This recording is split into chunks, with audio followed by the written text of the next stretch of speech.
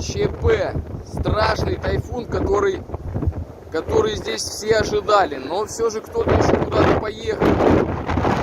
Есть поселок. Есть поселок. Меня прям затягивает туда. С ума сойти, затягивает в него. Ничего себе. А здесь какая ситуация? Дорога на Углегорск. Мама родная. Свет еще не погас, но вот эта высота снега на дороге, лавина или что это, я не знаю. Ну, наверное, метров 6. Пострадавших нет. Все нормально. Фу, заскочил в машину, чуть не сдуло меня.